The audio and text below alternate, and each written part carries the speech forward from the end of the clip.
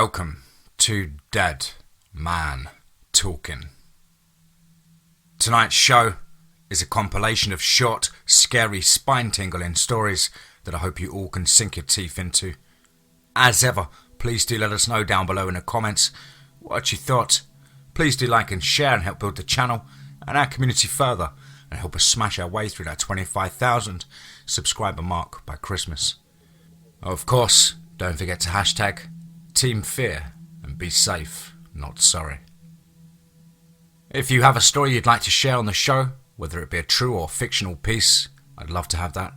Please do get that over to me at the website, of course, which is www.DMTForestofFear.com. And so, without further ado, let's get into tonight's first story, entitled The Georgia Werewolf, unexplained to this day. Let's get straight into that. One of the more curious paranormal incidents in Georgia is the Georgia Werewolf, Emily Isabella Burt. Now, apparently, Miss Burt was a resident of Talbot County, a rural county in southwest Georgia between Macon and Columbus. The Burt family, a wealthy and prominent family in the Talbot County community, had several children. Of all of her children, it appears that Emily Isabella was the one with the most problems. For one, she had inherited a lot of physical traits from her father, including dark hair and bushy eyebrows. However, she was said to have had sharp, white, canine teeth that made her smile quite disturbing. In one report, Robert claims that Emily Isabella's mother took her to a local dentist to see if the teeth could be altered in any way. He could do nothing for her. Soon afterwards, she felt ill and suffered from restless nights. Emily is said to have strangely wandered the county during her restless nights. Legend has it, the beau of one of Emily Isabella's sisters, a William Gorman, reported to the Burts that something was killing their sheep. Fearful that this may soon be happening to her animals, Mrs. Mildred Burt became quite concerned. On ensuing visits, Gorman would recount stories about more sheep killings and that some of his cattle were killed as well. He was concerned about the killings and decided to take action. He reported that he was going to be putting together what amounted to be a posse. Their intentions were to shoot and kill whatever beast was doing the damage. Emily Isabella was unusually interested in what was going on and what events had transgressed in the hunt for this animal. On the night of the big hunt, Mildred Burt, who also had inherited more than a few guns and was a great markswoman, went out with a pistol. She apparently suspected that Emily Isabella was somehow involved with the killings and she wanted to be prepared for anything. As she was near the tree, an animal lunged for her and she fired. It ran away, and interestingly enough, the next morning it was reported that Emily Isabella had a bullet hole in her left hand.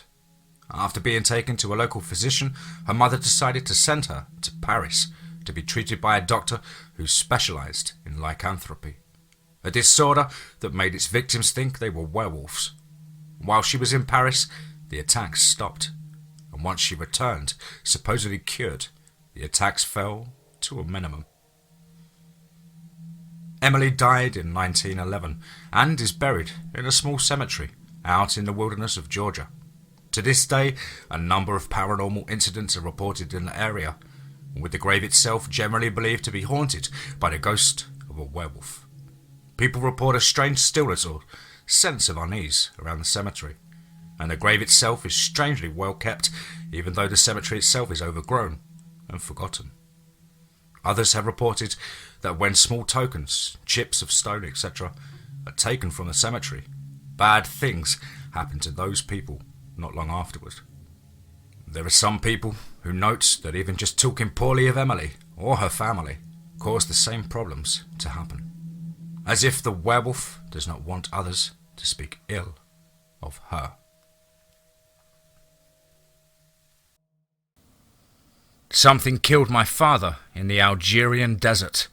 Let's get straight into that.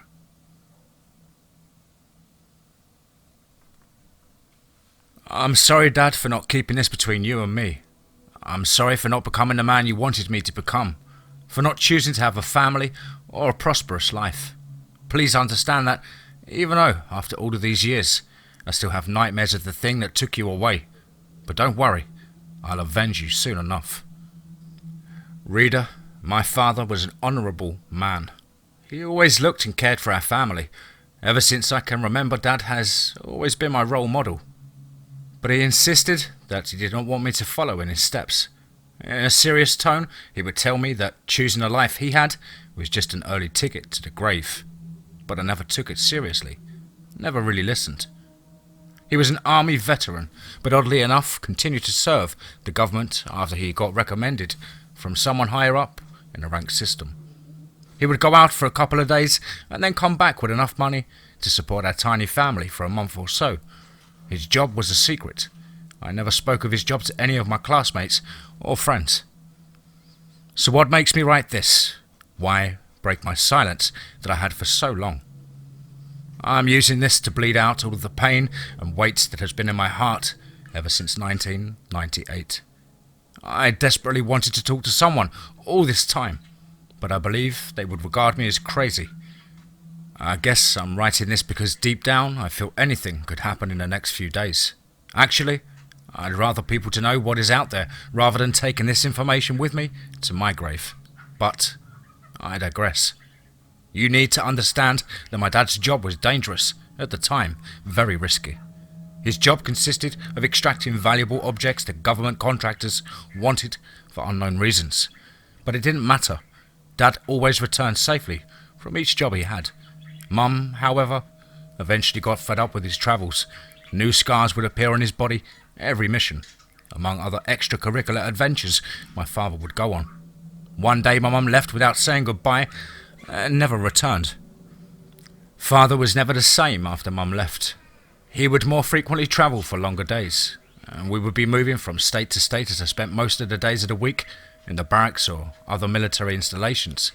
But still, my strongest memories of my early years would be when he was not working, and he would take me to a concert of my favourite band, or even, when I was far younger, we would go for ice cream or to the movies.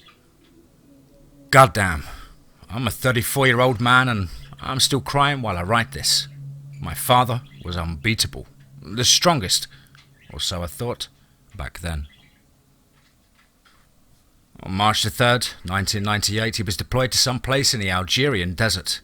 At this point I was 13 and was somewhat familiarised with his job comrades, including his lieutenant, to whom I really got to know. His lieutenant and I were sitting in a military facility not far from where they were deployed. We were looking at the monitors that would show live video of the cameras that Dad and the rest of the team had on them. In other words, we could see what they were seeing. The military had, at the time, what we considered very advanced technology. These tools were used for critical missions where failure was not an option. The facility and its assets allowed excellent signal technology. I'm not sure of how it worked, but it is extremely similar to what you may know as Bluetooth devices. Father was along the ride with 3 other soldiers, all heavily armed, and there was also a man with what I thought was a funny hat back then. Yes, now I know the man was wearing a kippah and was therefore Jewish. They were travelling for 2 hours in the desert looking for a landmark. I still don't know what they were looking for. The lieutenant was watching closely on the monitors and listening while constantly repeating directions. He was getting frustrated because they seemed to be going in circles. I was seeing with the corner of my eye how he was zooming in and out of the cameras to see more clearly the location to where the team was as they stopped in a place with big rocks and sand hills. I was glued to my father's screen, just like any other jobs he had been. I always thought he looked cool, but this time, something was off.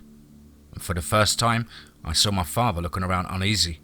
Even if I couldn't see the other soldiers' faces through the helmets, I could tell they were concerned and somewhat irritated. As the Jewish man suddenly started running in circles, mad, yelling for a couple of seconds, all the cameras looked and focused to see him. It looked odd, but the lieutenant's face shifted to the look of concern. He ordered one of the soldiers to shut him off, to warn him with his rifle.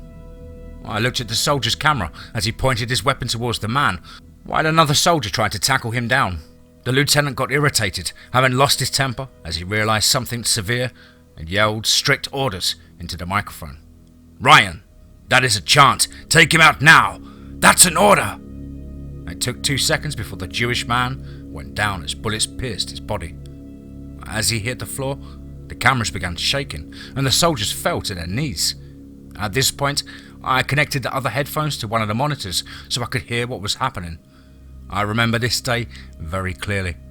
I remember their words as ghostly echoes still haunting me in my sleep. "Shit! Get out of there now!" the lieutenant yelled in desperation, and with the corner of my eye, I saw he left his station and went to the back of the room. "Something is moving! Wait! In the sand? Earthquake!" said one of the voices.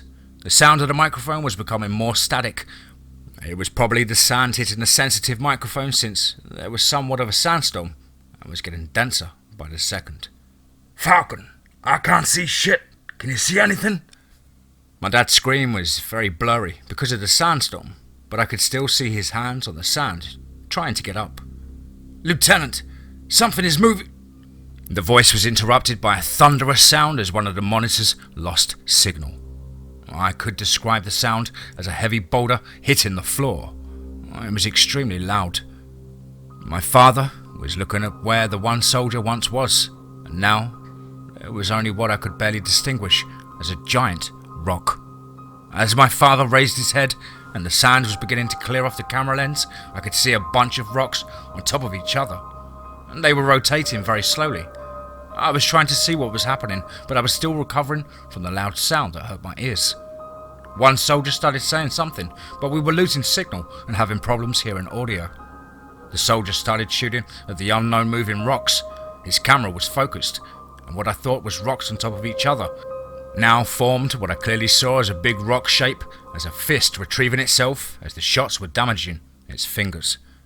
My dad had what I think was a grenade launcher, while the rest of the team were using their assault rifles, trying to bring down whatever was standing in front of them.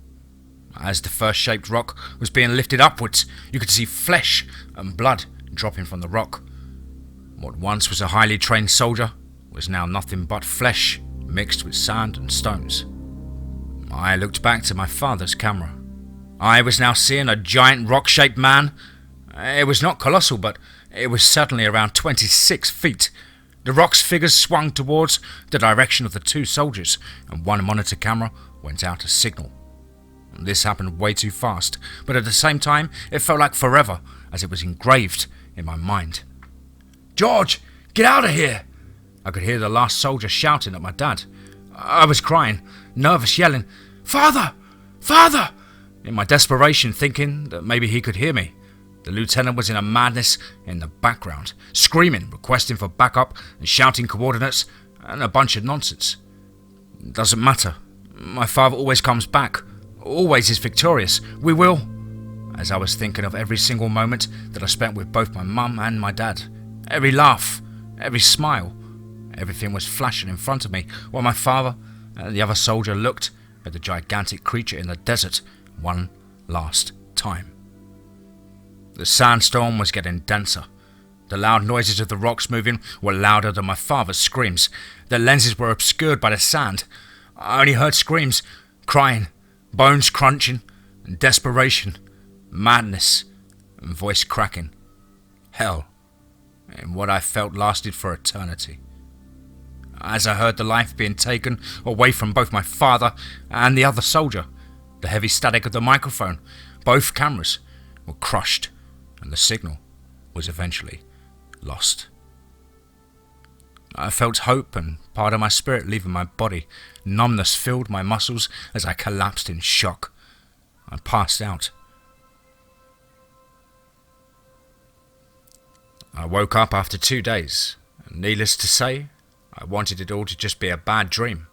I wanted to be little again, wake up to my mother's breakfast after a couple of hours, and my dad would show up in the house, having returned from his job. I would hug my dad and listen to his crazy stories. He also would always bring me a souvenir, and we were happy. If you had read this far, I just hope you can understand me. I hope you can understand why I will avenge my father. Ever since the incident, I spent the rest of my years studying and getting a career as a geologist. I studied rocks out of my hatred for them. Every fucking day, I looked for information, clues to get this damn thing. I have worked closely with a lieutenant who is now my general. He is now old, but his hatred for the thing that wiped his team, his brothers, is still intact. Now we have the tools. Now we have the technology, the knowledge. We are prepared.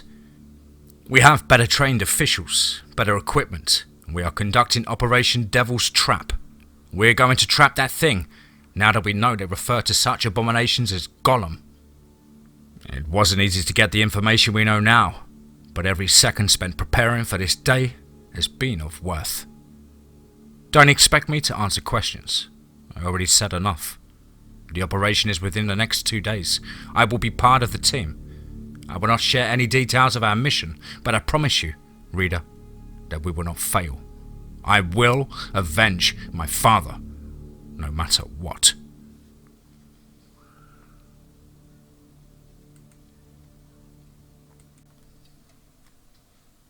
We called it the Dear Human for years.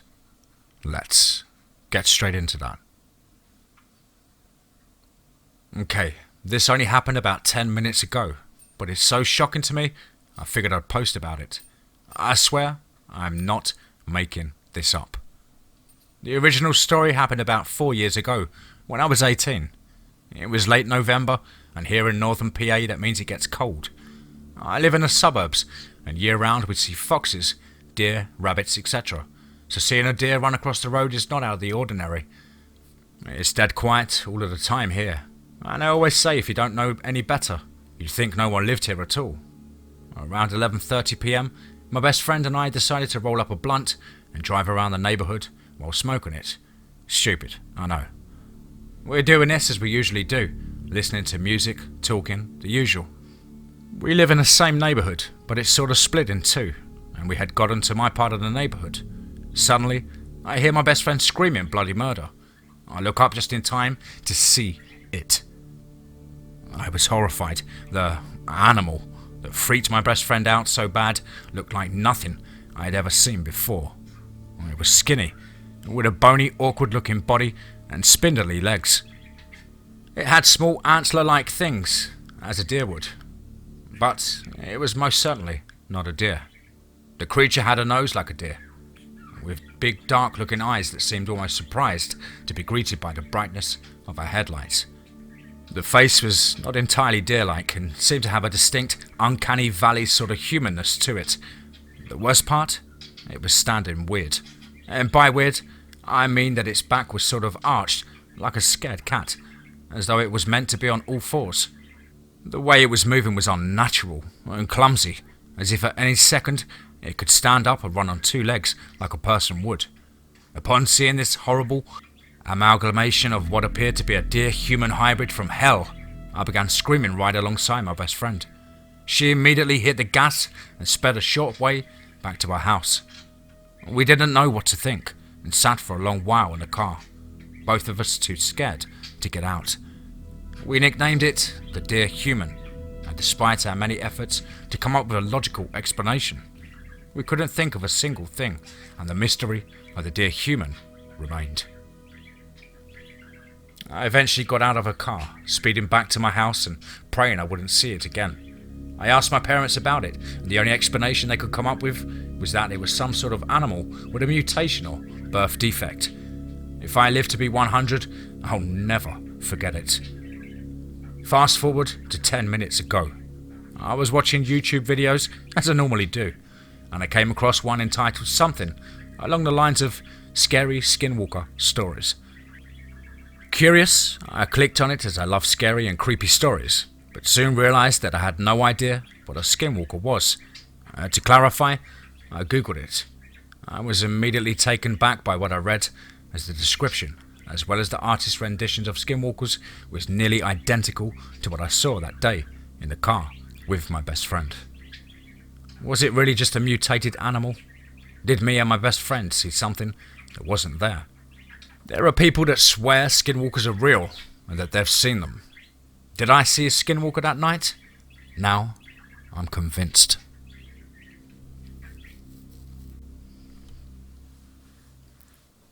We keep finding bodies in the Mornin Slough. Let's get straight into that.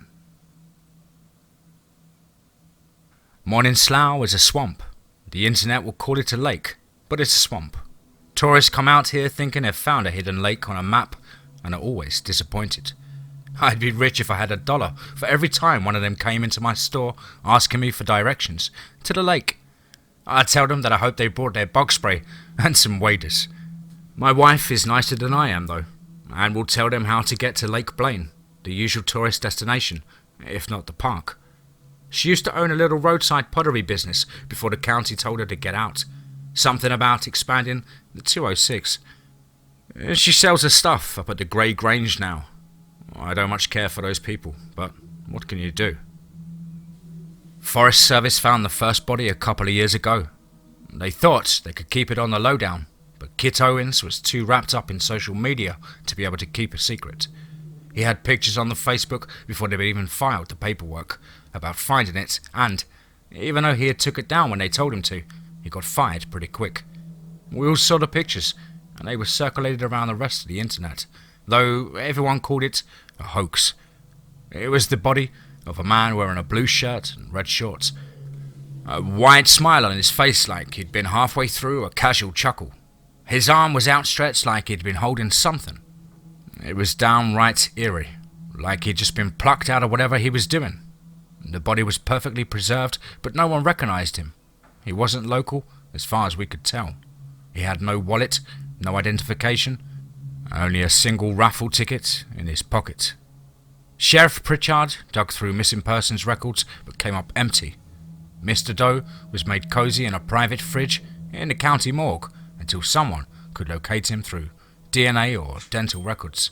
And when nothing came up, he was cremated at the taxpayer's expense. I had heard they'd found some weird stuff when they cut him open. They couldn't find a reason to suspect homicide, but he was missing several organs, and the others were not where they should be. Not even that they'd been cut out of him. It was like they had never been there in the first place. And Carol says that's all hogwash and made up by kids with too much free time. But I didn't hear it from a kid. I heard it from a drunk EMT down at a bar. Mr. Doe was the first of many. Now we're finding one every couple of weeks throughout the summer months into the fall, sometimes two at a time. No one knows how they get in there and no one cares to look very hard. They're always posed in some way as if they were doing something and then just ended up here. One was a woman who was wearing a nice black dress, mouth open, and a hand to her face like she'd been applying lipstick. I'm pretty sure people don't just die like that, and they don't just die doing stuff like that at Mornin Slough. Kit has a few theories though. He's the only one who seems to be really looking into things, and my curiosity got the best of me one night as we were sitting at the bar. He started wearing tinfoil inside his coat and I was asking him about it, plying answers out of him in exchange for drinks. He said it was so they couldn't see inside of him. He couldn't tell me who they were, but Mike sputtered a laugh into his beer and asked if it was aliens. Kit just stared ahead blankly and told us that that's not what he meant, and that whatever they were looking to see if you had room so they could get in. Most people don't have room though, so they make it. The tinfoil helps keep them out because he looks fuller than normal. They are always looking out from the slough, he said, waiting, and that they just want to be people sometimes. I figured the kid was obviously more drunk than I had realised. Mike roared in my ear with laughter, slapping my back, saying something about wild theories and stupid kids. Kit hadn't had a steady job since he got fired, and he lived with his mum off at Red Cedar Road, in a ramshack of a house, and he spent way too much time on the internet. But he wasn't stupid. Carol said she had seen him watching the slough from his treehouse all throughout the day, making notes about all the tourists he saw walk into it or near it. She would take him a sandwich and some water sometimes and said she talked with him. She said he'd gotten quieter since Mr. Doe and has quit social media altogether, more focused on finding out more about the slough. She asked him what he looked for when he was watching, and he said it's very subtle, but the people who touch the water change ever so slightly. It's a split second of what he describes as vibration. He showed her some video he took where he said you could see it happen, but she couldn't see anything. She could barely make out the faces on the camera. She did tell him he was always welcome at her house if he needed a meal or a nice chat. I had mostly forgotten about Kit's story until he showed up at her house one day, soaked to the bone. He smelled like the swamp and was holding a small shopping bag. It was a day off that I had been thoroughly enjoying, but that changed when he insisted that he showed me what was in the bag. Carol had him change into my old work coveralls while she washed his clothes, fussing over him before she let him continue to interrupt. We went into the garage and he set the bag on my workbench and pulled a muddy old mason jar out of it. "See, I told you," is all he said, his eyes darting between the jar and myself. There was an inch of dark mud in the bottom of the jar, with a small amount of liquid swirling around the top of it. I didn't know what Kit wanted from me. "What did you tell me, kid?" "It's a jar of mud." I cracked open a beer and handed one to Kit. "No, Vern, it's not. It's them," he said excitedly, putting the beer down unopened and pointing at the swirling water in the wet jar. "Them?" I cocked an eyebrow. Carol was busying herself in the kitchen, and I heard her drop a plate. I called out and asked if she was okay, and she said yes, and I turned back. Kit's expression changed as he suddenly picked up the jar, shaking it. Dark swamp water dripped over his fingers. "No, they were... I saw... I had..." He couldn't get a full sentence out before he dropped his gaze again, a slight tinge of fear clinging to his words. "They were here." I did feel bad for the kid, at least a little. Sure, he'd made a mistake before, but he had tried to grow past it, driving himself crazy, trying to prove his crackpot theories. I patted him on the shoulder. "Look, it's all right. I'm sure you saw them, okay? Let's get some lunch in you and get you home. You look like you haven't slept in days." I led him out of the garage and into the kitchen, calling out to Carol that we were ready for some food. She hummed cheerfully that the sandwiches were ready, and we were to sit at the table, ready to eat. Kit barely touched his food. Mostly stared at his lap, and Carol ate more than I'd ever seen her eat. She mentioned that it felt like she hadn't eaten in days, and was talking and laughing when she stopped in mid-bite, frozen in the moment as if someone had pushed pause on her. No pain, no exclamation, just exactly the same. Kit sat immediately at attention and leaned forward. "I knew it," he said under his breath. "I knew they were real." I didn't want to hear what he said. I was waving my hand in front of Carol's face and shaking her shoulder with my other one. Kit snapped at me not to touch her, and I demanded that he get out of my house. When he refused, I picked him up and threw him out. All the while he was pleading with me that he needed to see what happened. I shouted at him to get lost, and that Carol needed a doctor. I dialed 911. Bev had me stay on the phone, and I sat, holding Carol by the shoulder, waiting for the ambulance to arrive. I wish I could tell you that she was fine and that everything worked out. That maybe she just had a stroke or something and was on her way to recovery. But I can't do that. The ambulance came and took her away, and that was the last time I ever saw her alive. She disappeared from the ambulance somewhere between here and town. The EMTs were shocked, and I've heard most of them quit since then, unable to cope with just losing a patient in thin air. Carol didn't reappear for several days, but I knew she would, turning up in the Mornin Slough like all of those other people had. She was recognisable, of course, but was missing some vital organs, and I was told she'd been rearranged. The coroner said her blood work and DNA came back as unknown, like everything that made her had been erased. We buried her in the little cemetery off of Longview Cemetery Drive, next to the church where she had learned her hymnals. Kit, he disappeared for a while too, resurfacing east of the divide a couple of months ago, screaming about something living in his veins. I was hoping he'd never turn up, that he'd found a cave somewhere and died for what he'd brought into my house. He's been committed since then, but his mother never visits him. I've asked the sheriff if we can put up a new barricade around the slough, telling him some nonsense about it being a hazard and tourists could probably drown there, or even market it out as a biohazard area seeing that we find so many bodies there. He said he'd talk with the higher-ups about it, but it was a Forest Service problem. I don't think they'll do anything though. The sheriff knows more than he lets on, I think. But we're not close enough for me to press the issue. I know how they got Carol. The jar Kit had brought over had a small crack down the side, but I don't know why it took them so long to do it. She'd been to the Slough so many times, but maybe they can't move very far on their own and need a host to get them back, taking what they needed in a pinch. I also know that when a tourist stops and asks for directions, there is a very likely chance they've already been in that water. I tell them how to get to the park or Lake Blaine, but now I also ask them for a photo. I call it my Lost Lakers board, and tell them I ask everyone who stops. Tourists love that kind of thing. I get their name and ask to exchange numbers in case they need more help. It's not a lot, but it's something Carol would have done if she had known. It's been one hell of a great help when it comes to notifying the families.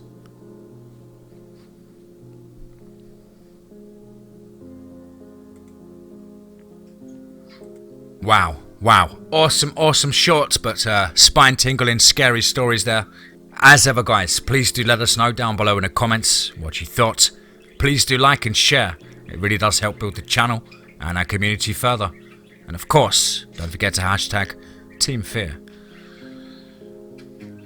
If you have a story you'd like to share with us here on the show, please do get that over to me at the website, which is www.DMTForestofFear.com. I hope you're all well and happy, and above all, remember, be safe, not sorry.